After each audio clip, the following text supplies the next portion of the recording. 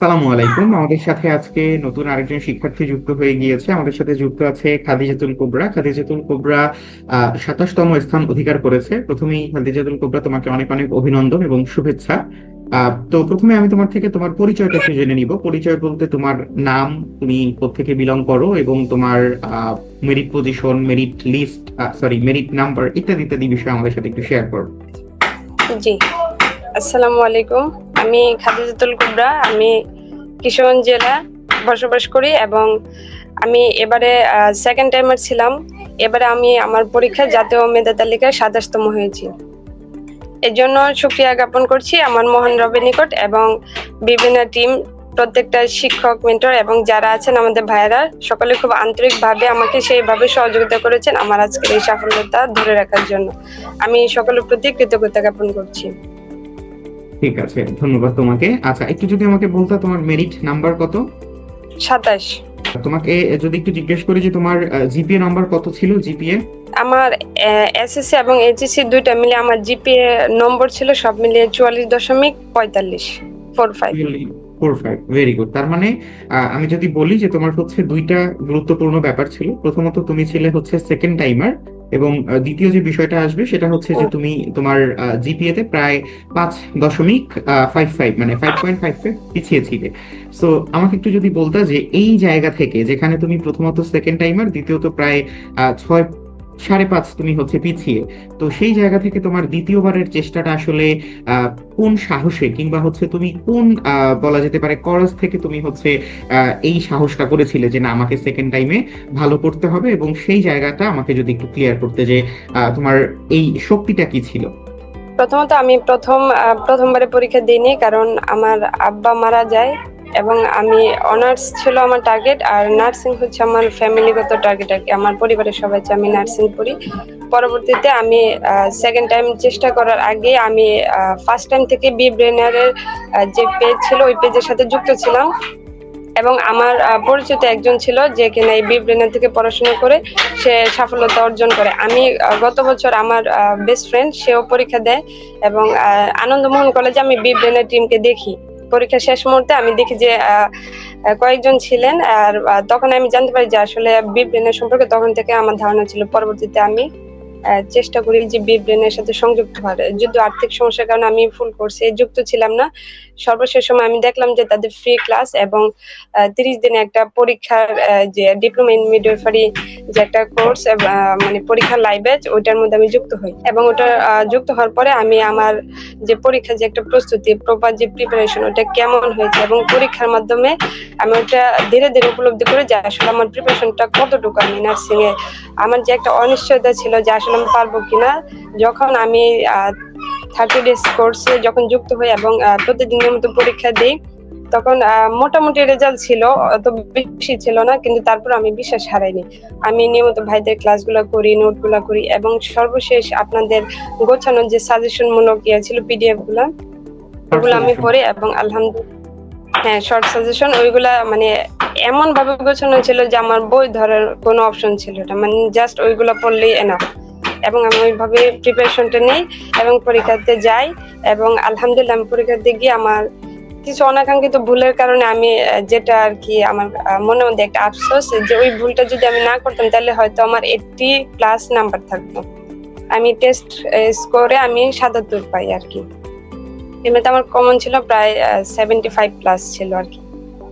আর কিছু নার্ভাসের কারণে আর কি প্রথম পরীক্ষা দিই। আমি সেকেন্ড টাইম হিসেবে আমি যথেষ্ট পরিমাণে আমি কৃতজ্ঞতা জ্ঞাপন করছি বিব্রেনের টিমকে, যারা আমার প্রস্তুতিটাকে আরো এক ধাপ এগিয়ে নিয়ে যায়। আসলে আমি পরীক্ষার মাধ্যমে বুঝতে পারি যে আসলে আমার প্রিপারেশন বা আমি পরীক্ষা দিব, ওইটা আমার আত্মবিশ্বাস তারা আমাকে ওইভাবে স্বপ্নটাকে দেখায় আর কি। যাক, খুব সুন্দর করে বললে। আচ্ছা, তোমার বেস্ট ফ্রেন্ড পরীক্ষা দিয়েছিল, সে কি চান্স পেয়েছে? জি, আমরা দুজনে একসাথে কিশোর সদর নার্সিং ইনস্টিটিউট, আমাদের ফার্স্ট চয়েস ছিল, আমরা একসাথে আমাদের নিজ জেলার মধ্যে আর কি চান্স পেয়েছি। হ্যাঁ, তাহলে তো আমি তোমাদের এটা আগে জানলে তো আমি তোমাদের দুজনকে একসাথে ইন্টারভিউতে দেখতাম। তোমার বেস্ট ফ্রেন্ডের নাম কি? ওর নাম হচ্ছে সুমাইয়া। ও গতবারে যুক্ত ছিল, মানে এবারে যুক্ত ছিল না আর কি। ও না, আমাদের সাথে একবার যুক্ত থাকা মানে হচ্ছে সে আমাদের সাথে কানেক্টেড ছিল গত বছর। আমাদের ম্যাটেরিয়ালস গুলো কিন্তু তো তোমাদের সবসময় থাকে, কোর্স সেকশন না থাকলেও ম্যাটেরিয়ালস গুলো তোমাদের জন্য সবসময় আহ, থাকে। সো একই বিষয়, এটা কোনো সমস্যা না। তো সুমাইয়াকে আমার পক্ষ থেকে অভিনন্দন জানিও যে ভাইয়া তোমাদেরকে অভিনন্দন জানিয়েছে। এবং আমাকে যদি একটু বলতা যে এই যে তোমরা এখন কি তোমরা হচ্ছে একই সেশন, রাইট? ও সেকেন্ড টাইমার হিসেবে জি। পরীক্ষা দিয়েছে, তুমিও সেকেন্ড টাইমার, একই সেশনে এখন হচ্ছে কিশোরগঞ্জে চান্স পেয়েছো, যাক ভালো হয়েছে। বিশ্ববিদ্যালয় বা হচ্ছে কলেজে একজন গত বেস্ট ফ্রেন্ড বা হচ্ছে বন্ধু থাকা খুব গুরুত্বপূর্ণ। আচ্ছা, এখন যদি আমাকে একটু বলতে যে ইন টোটাল তোমার আসলে প্রিপারেশন কেমন ছিল, যেমনটা তুমি বলছিলে যে তুমি আসলে আমাদের সাথে ফুল কোর্সে কোনো না কোনো কারণে যুক্ত হতে পারোনি, কিন্তু এর পরের যে অংশটা, যে অংশে তুমি আসলে যুক্ত হওয়ার জন্য মানে ইচ্ছা প্রকাশ করেছিলে ফার্স্ট টাইমার কোর্সে বা সেকেন্ড টাইমার কোর্সে, তো এই ইচ্ছাটা আসলে তোমার কি কারণে এসেছিল? তোমার কি মনে হয়েছিল যে যুক্ত হলে তুমি আসলে কি কি পাওয়ার সুযোগ থাকবে, বা তোমার আসলে আহ এই যুক্ত হওয়ার প্রবণতা কিভাবে এসেছিল, এটা যদি একটু বলতা। যুক্ত হওয়ার ইচ্ছা ছিল, প্রথমত আমার যে গোছানো একটা প্রস্তুতি ওইটা আমার নাই। মানে কোথা থেকে পড়তে হবে, মেইন যে গাইডলাইন বা সাপোর্ট, মানে ওরকম কোনো কিছু আমার মানে জানা ছিল না যে আমি কার থেকে সঠিক একটা পরামর্শ নিব, কিভাবে আমার এই প্রস্তুতিটাকে আরো এক ধাপ আগায় নিয়ে যাবো, আমি সবার থেকে এগিয়ে থাকবো। সেই বিষয়টাকে আমি মাথায় রেখে আমি ব্রিভলিনের সাথে যুক্ত হই। যে তারা তাদের অনলাইন যে প্ল্যাটফর্মটা, এটা আমার কাছে মনে হচ্ছে মানে পুরো বাংলাদেশের মধ্যে একটা সেরা প্ল্যাটফর্ম, যেখানে অত্যন্ত সুন্দরভাবে গোছানো ভাবে তারা তাদের সঠিক গাইডলাইনের মাধ্যমে তাদের স্টুডেন্টরা সবার থেকে সেরা থাকে। সেই চিন্তাধারা থেকে আমি বিব্রেনের সাথে যুক্ত হই এবং পরিশেষে আল্লাহর অশেষ রহমতে আমি সফলতা পাই এবং আমার বিশ্বাস ছিল অবশ্যই আমি পাবো। বাহ, এটা আসলে খুব গুরুত্বপূর্ণ। এটা আমি আমার নিজের অ্যাডমিশন লাইফেও খুব গুরুত্ব সহকারে দেখেছি যে আমার আসলে নিজের মধ্যে ওই স্পৃহাটা থাকতে হবে যে না, আমার পক্ষে পসিবল। আচ্ছা, তুমি যেটা বললে যে তুমি ইতিমধ্যে 27তম হয়েছো, তার মানে তুমি যে ভুলগুলো করেছো নার্ভাসনেস এর কারণে, সেগুলো যদি মোটামুটি ঠিক হতো, ধরে নিলাম তুমি সর্বনিম্ন হলেও 3টা বা 4টা পারতে, তো এই 27তম স্থানটা কিন্তু তোমার অন্তত পক্ষে টপ 10-এ চলে আসতে পারতো। এবং তখন হয়তো তুমি আমাদের পক্ষ থেকে যে ট্যাবের উপহার ঘোষণা করা হয়েছে সেটা হয়তো বা পেয়ে যেতে। কোনো সমস্যা নেই। এখন যেহেতু একটা পরিচয় হয়েছে, তুমি এখন বলতে পারবা যে খাদিজাতুল কোবরা তুমি যেখানে চান্স পেয়েছো কিশোরগঞ্জ, তো এইটা কিন্তু হচ্ছে ট্যাবের থেকে অনেক বেশি গুরুত্বপূর্ণ। আচ্ছা, তোমাকে যদি একটু প্রশ্ন করি যে ইন টোটাল তোমার আসলে বিব্রেইনারের ইকোসিস্টেমটা কেমন লেগেছে, কি মনে হয়েছে যে বিব্রেইনার তোমাদের আসলে কথা রাখে কিনা, বা তোমাকে ধরো 13 স্পোর্টস এর যে মূল্য তোমার থেকে নেওয়া হয়েছে সেই মূল্যটার বিপরীতে তুমি যথাযথ সাপোর্ট সেবা পেয়েছো কিনা, এটা যদি একটু বলতা। সত্যি কথা বলতে গেলে যে নামমাত্র মূল্যে আমি আমার সেরাটা পাইছি একদম শেষ সময়। আমার কাছে মনে হয়েছে যে 30 ডেজ কোর্সে আমি যুক্ত ছিলাম, এটা এই ফিটা জাস্ট নামমাত্র মূল্য। এখানে আমি যা পেয়েছি তা হয়তো হাজার হাজার টাকার থেকেও এর চেয়েও আমি বেশি কিছু পাইছি। এটা আমি জাস্ট এইটুকুই বলতে পারবো যে এখান থেকে যে নামমাত্র মূল্য যে নেওয়া হয়েছে কোর্স ফিটা, ওইটা থেকে আমার যে পড়াটা, যে কাঙ্ক্ষিত যে আমার চাওয়া বা প্রত্যাশা ছিল বিব্রেনার থেকে, আমি তার থেকেও বেশি কিছু পেয়েছি। আমি আলহামদুলিল্লাহ, আমি সকল ভাইদের প্রতি কৃতজ্ঞ। বাহ, ধন্যবাদ। আচ্ছা, এখন যদি আমি এই প্রশ্নটার আলোক কেন করলাম, যে ধরো তোমার মতো একজন সেকেন্ড টাইমার শিক্ষার্থী যে এবছর ফার্স্ট টাইমার ছিল, অথবা এবছর সেকেন্ড টাইমার ছিল বাট কোনো না কোনো কারণে সে থার্ড টাইমার হয়ে গিয়েছে, সো তার কি তোমার মতো দীর্ঘ সময় অপেক্ষা করা উচিত এরকম ভালো রেজাল্টের জন্য, নাকি তার একটা যথাযথ প্রস্তুতির জন্য এখন থেকেই তার প্রস্তুতি নেওয়া শুরু করা দরকার? তোমার কাছে কি মনে হয় যে যদি তার সাপোর্ট থাকে, বা তার যদি সেই বলা যায় যে তার যদি সম্ভব হয় তার পক্ষে, তাহলে কি তার যুক্ত হওয়া উচিত কিনা, নাকি তার অপেক্ষা করা উচিত? আমার ধারণা মতে তার এখন থেকে প্রিপারেশনটা আরো মজবুত করা উচিত।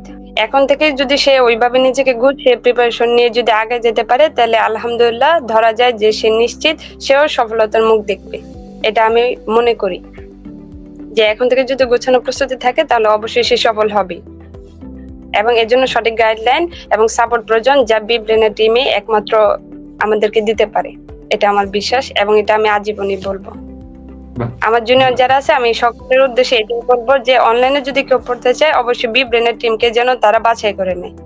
ধন্যবাদ। আচ্ছা, তুমি তখন বলছিলে যে তোমার পরিচিত অন্য কেউ গত বছর চান্স পেয়েছে, তো সে কোথায় চান্স পেয়েছে, তোমার আত্মীয় নাকি হচ্ছে কোনো ফ্রেন্ড? এ আমার বেস্ট ফ্রেন্ড, ও গত বছর চান্স পেয়েছিল, তবে ও যে আবেদন করছিল ওই আবেদনে একটু ভুল হয়েছিল আর কি। আবেদনে ও মানে একটু দূর দূরান্তের কলেজগুলো দেয় এবং কাছের গুলো একটু মানে ঢাকাগুলো একটু ভিতরে দেয় আর কি। পরবর্তীতে ওর হচ্ছে কি একটু নাম্বার কম আসে, পরে ওই জিপে নাম্বার কম ছিল, পরে ও রাঙ্গামাটি নার্সিং এ চান্স পায়, এরপরে ওখানে আর ভর্তি হয় না। এবং পরবর্তীতে সেকেন্ড টাইম হিসেবে ওর তো বই ছিল, সবকিছু ছিল, ওইভাবে সে ওই প্রিপারেশনটা আচ্ছা ধরে রাখে এবং পরবর্তীতে আমরা পরীক্ষা দেয়, একসাথে আমরা আচ্ছা আচ্ছা। পরীক্ষা দিই। ও, তার মানে তোমার ফ্রেন্ড হচ্ছে দুইবার চান্স পেয়েছে, বাহ! সে তো অসাধারণ কাজ করেছে। তো গতবার যেহেতু সে চান্স পেয়েছে, তাহলে তো সে আমাদের শিক্ষার্থী, আমাদের একদম নিজস্ব ওন করা শিক্ষার্থী। আবার বললে হচ্ছে বই আছে, তার মানে হচ্ছে ফার্স্ট টাইমার বা সেকেন্ড টাইমার করছে শিক্ষার্থী। তুমি একটু কষ্ট করে তাকে বলিও আমার সাথে যোগাযোগ করতে, কারণ এটা গুরুত্বপূর্ণ। কারণ হচ্ছে এই ধরনের মানসিকতা বা এই ধরনের স্পৃহা অনেক বেশি ইম্পর্টেন্ট। আচ্ছা, তো আমাকে একটু যদি বলতে, ইন টোটাল তোমার কাছে আসলে তোমার এই জার্নিটা কেমন লেগেছে? জার্নি বলতে তুমি আসলে কিভাবে এই লম্বা সময় নিজের ডেডিকেশন ধরে রেখেছো, এবং তুমি বললে যে আঙ্কেল আল্লাহর ইচ্ছায় আল্লাহর কাছে পৌঁছে গিয়েছেন, তো আমরা আল্লাহ আঙ্কেলের জন্য অনেক অনেক দোয়া করি। তো আমাকে যদি একটু বলতে যে এই লম্বা সময় আসলে তোমার অনেক প্রেশার, আমি আসলে জানি যে আমরা আসলে দেখা যাচ্ছে লাইফের এই ফেজে অনেক ধরনের সমস্যা, অনেক ধরনের চিন্তা আমাদের মাথায় চলে আসে। তো এই ফেজটা তুমি আসলে কাটিয়ে কিভাবে আসলে এই 27তম অবস্থান পর্যন্ত পৌঁছালে, এটা যদি আমাদের সাথে একটু শেয়ার করতে। প্রথমত হচ্ছে আমি যখন আমার বাবা মারা যায় আমি মানসিক ভাবে খুবই দুর্বল হয়ে পড়ি, এবং আমি অনার্স, এটা ছিল আমার টার্গেট, আমি যে একটা ভালো একটা সরকারি কলেজে পড়বো। পরবর্তীতে আমি অনার্সের চান্স পাই, আমার আব্বা মারা যাওয়ার পর আমি পরীক্ষা দিই।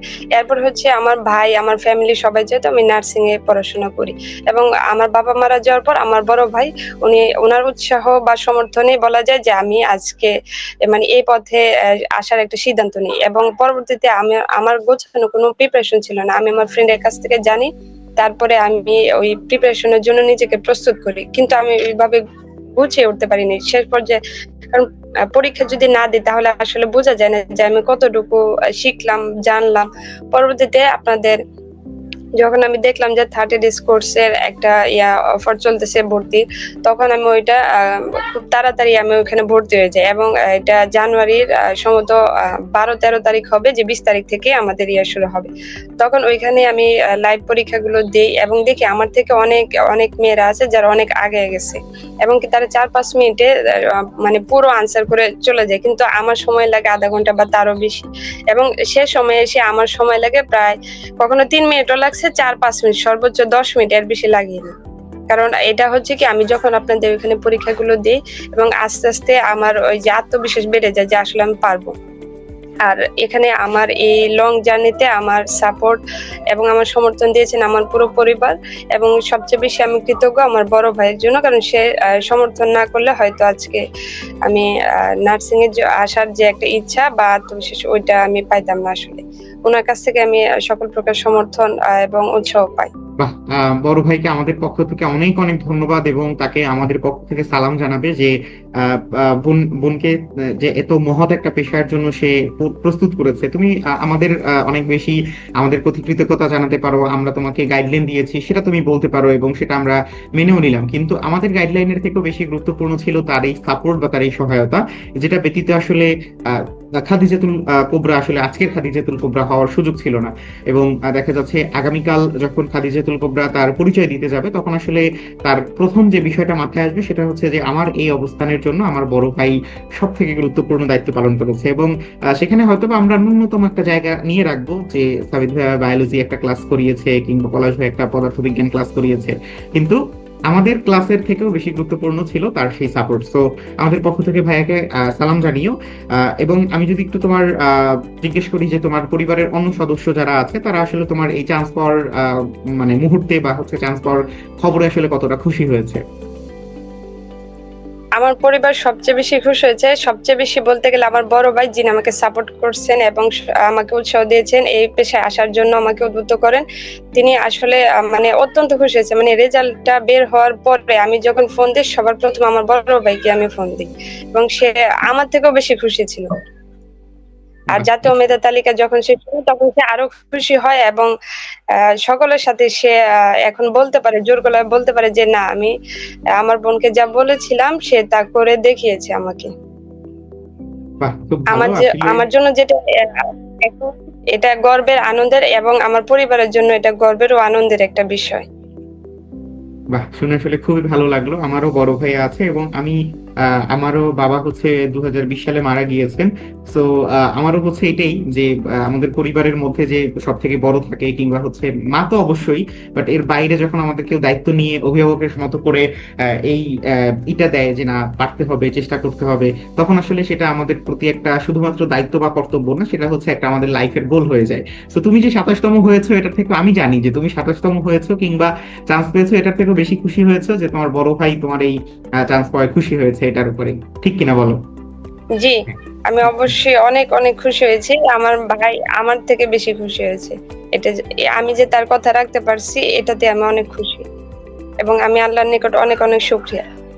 বাহ, এটা আসলে শুনে খুব ভালো লাগলো। যদি বড় ভাইকে এখন পাওয়া যেত তোমার সাথে, তাহলে আরো বেশি ভালো হতো। যাই হোক, আমি চেষ্টা করব পরবর্তীতে যাদের কল করব তাদের থেকে আগে একটু ঘটনাগুলো শুনে, যাতে হচ্ছে তারা তাদের এই ধরনের মানুষকে নিয়ে আমাদের সাথে যুক্ত হতে পারে। যাই হোক, খাদিজাতুল কোবরা, তোমাকে অসংখ্য ধন্যবাদ আমাদের সাথে যুক্ত হওয়ার জন্য। এবং যেহেতু হচ্ছে এখন মার্চ মাস, সামনেই এপ্রিল মাস, তারপরেই মে মাস, যেহেতু তোমার বাসার পাশেই তোমার কলেজ, তো তোমাকে আসলে আলাদা করে কিছু বলার নাই, তুমি বাসা থেকে আসবে, যাবে, ক্লাস করবে। বাট মনে রাখবে, তোমাকে কিন্তু হচ্ছে একজন মানবিক নার্স হতে হবে, এবং আমরা তোমাদেরকে যে পড়িয়েছি সেই পড়ানোর একটা গুরুত্বপূর্ণ অংশই ছিল তোমরা যেন মানবিক নার্স হও, এই বিষয়টা তোমাদের মেসেজ দেওয়া। সো তোমার জুনিয়র উদ্দেশ্যে যদি, মানে জুনিয়র যারা আসবে বা হচ্ছে ভর্তি হবে কিংবা পড়াশোনা করবে, তাদের উদ্দেশ্যে যদি তোমার কোনো বার্তা থাকে, সেটা দেওয়ার মাধ্যমে আমরা আজকের মতো বিদায় নেব ইনশাআল্লাহ। জি, আসলে আমি সবশেষে বলতে চাই, যারা নার্সিং ভর্তি পরীক্ষার জন্য প্রস্তুতি নিতে যাচ্ছে তাদের উদ্দেশ্যে আমি বলবো যে নিজের উপর বিশ্বাস রাখো, নিয়মিত পড়াশোনা করো এবং সঠিক গাইডলাইন অনুসরণ করো। আর এর জন্য অনলাইনে বিব্রেনের যে বিকল্প আর কোনো কিছু নেই, এবং তোমরা পরিশ্রম করলে অবশ্যই সফলতা পাবে, এটা আমার বিশ্বাস। এবং সকলে আমার জন্য দোয়া করবে যেন আমি ভবিষ্যতে একজন দায়িত্বশীল ও মানবিক নার্স হয়ে মানুষের সেবা করতে পারি। তোমার কথাটা খুব সুন্দর এবং গোছানো ছিল যে তারাও যেন তোমার জন্য দোয়া করে, এবং তুমিও তাদের জন্য দোয়া করবে, যেন হচ্ছে তোমার জুনিয়র হিসেবে যারা ভিডিওটা দেখছে, সবাই তো ভিডিওটা দেখবে না, খুব কিছু সংখ্যক মানুষই দেখবে। তো যারাই ভিডিওটা দেখবে অনুপ্রেরণা হিসেবে, তারা যেন সবাই চান্স পায়। ঠিক আছে, কোবরা, খাদিজাতুল কোবরা, তোমাকে আরো একবার ধন্যবাদ এবং অভিনন্দন জানাই, এবং তোমার পরিবারের সকলকে, বিশেষ করে তোমার বড় ভাইকে সালাম জানাবে আমাদের পক্ষ থেকে। এবং আজকের মতো আমরা এখানেই বিদায় নিচ্ছি, পরবর্তীতে কখনো না কখনো দেখা হবে ইনশাআল্লাহ। ঠিক আছে। ঠিক আছে ভাই, ধন্যবাদ আপনাদের সকলকে। জি, আসসালামু আলাইকুম।